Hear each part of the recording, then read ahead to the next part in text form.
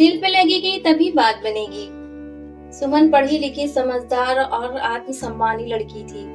उसके माता पिता ने अपनी हैसियत के अनुसार उसकी शादी एक अच्छे परिवार में रहने वाले गोपाल से कर दी। सुमन के पिता ने साफ कहा था, हम अपनी बेटी को अच्छे संस्कार देकर विदा कर रहे हैं, दहेज देकर नहीं। शादी के शुरुआत 2-3 दिन तो सब ठीक ठाक रहा, लेकिन धीरे धीरे घर का माहौल बदलने लगा।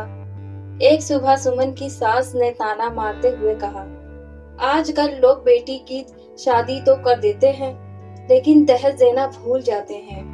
सुमन ने मुस्कुराकर जवाब दिया, माँ जी, मेरे माता पिता ने मुझे ईमानदारी, सम्मान और अच्छे संस्कार दिए हैं। मैं पूरी कोशिश करूंगी कि आपको कभी शिकायत का मौका ना मिले। लेकिन उसकी बातों का गलत मतलब निकाला गया। अब लगभग हर दिन उसे किसी न किसी बात पर ताने सुनने पड़ते। कभी कहा जाता, अगर कार मिल जाती तो गोपाल को इतनी परेशानी नहीं होती, तो कभी तुम्हारे मायके वालों ने हमारे बारे में सोचा ही नहीं। एक दिन घर में मेहमान आए। सुमन ने अकेले ही पूरे घर का काम संभाल लिया। सभी मेहमान उसके व्यवहार और मेहनत की तारीफ कर रहे थे, लेकिन जैसे ही वे चले गए, सास ने फिर ताना मार दिया, तारीफ से घर नहीं चलता। अगर दहेज आया होता तो आज हमारी इज्जत और बढ़ जाती। उस रात गोपाल भी चुप रहा। उसने ना तो सुमन का साथ दिया और ना ही उसके खिलाफ कुछ कहा। यह चुप्पी सुमन को सबसे ज्यादा तकलीफ दे रही थी। इसके बावजूद उसने हार नहीं मानी। उसने तय किया कि वह गुस्से या झगड़े से नहीं, बल्कि अपने मेहनत और अच्छे व्यवहार से सबका दिल जीतेगी। कुछ दिनों बाद सुमन ने देखा कि उसके ससुर की छोटी सी किराने की दुकान लगातार घाटे में चल रही है। उसने अपने कॉलेज में सीखे हुए तरीकों से दुकान का हिसाब किताब व्यवस्थित करना शुरू किया। उसने ग्राहकों के लिए नए योजनाएं सुझाई और दुकान को साफ सुथरा व आकर्षक बना दिया। धीरे धीरे दुकान पर ग्राहकों की संख्या बढ़ने लगी। ससुर यह बदलाव देखकर हैरान थे, लेकिन उन्हें अभी तक यह पता नहीं था कि इसके पीछे सुमन की मेहनत थी। उधर सुमन के खिलाफ घर में दहेज की बातें अब भी बंद नहीं हुई थी।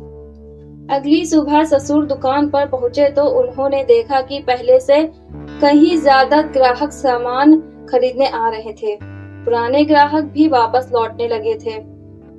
जब उन्होंने हिसाब की डायरी देखी तो उन्हें पता चला कि पिछले कई दिनों से दुकान का पूरा रिकॉर्ड सुमन बड़ी मेहनत और ईमानदारी से संभाल रही थी। शाम को ससुर ने सुमन से पूछा, बहू, यह सब तुमने किया है? सुमन ने मुस्कुरा कर कहा, बाबूजी, यह घर अब मेरा भी है। अगर घर की जिम्मेदारी है तो उसे निभाना मेरा भी कर्तव्य है।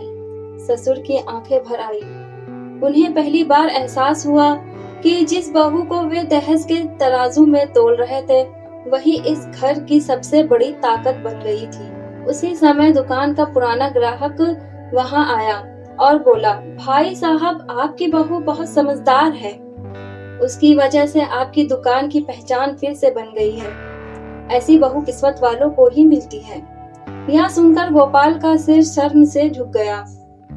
उसे याद आने लगा कि कैसे वह हर बार सुमन के साथ होने वाले अन्याय पर चुप रहता था। उस रात पूरे परिवार की बैठक हुई। ससुर ने सबसे पहले कहा, आज मुझे अपनी सबसे बड़ी गलती समझ आ रही है। हमने बहू के संस्कार और मेहनत को छोड़कर दहेज का महत्व दिया। इससे बड़ा अन्याय कोई नहीं हो सकता। सास की आंखों से आंसू बहने लगे। उन्होंने सुमन के पास जाकर उसका हाथ पकड़ लिया और कहा, बेटी, हमें माफ कर दो। हमने तुम्हें बहुत दुख दिया। आज समझ आया कि दहेज नहीं, अच्छे संस्कार ही परिवार को आगे बढ़ाते हैं। गोपाल भी सुमन के सामने खड़ा हो गया।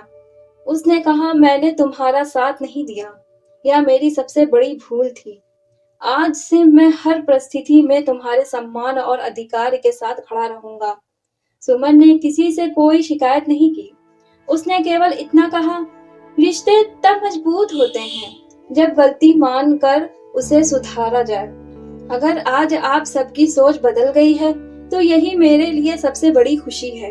कुछ महीनों बाद उसी परिवार ने अपने मोहल्ले में एक सभा आयोजित की, जहां ससुर ने सबके सामने कहा, हमने दहेज की लालच में बहुत बड़ी गलती की थी, लेकिन अब हम कसम खाते हैं कि अपने परिवार में कभी दहेज नहीं लेंगे और न किसी को लेने देंगे। उनकी बात सुनकर कई परिवार ने भी दहेज न लेने और न देने की कसम खाई। धीरे धीरे वह परिवार जो कभी दहेज की लालच के लिए बदनाम था, अब समाज में सम्मान और अच्छी सोच का उदाहरण बन गया।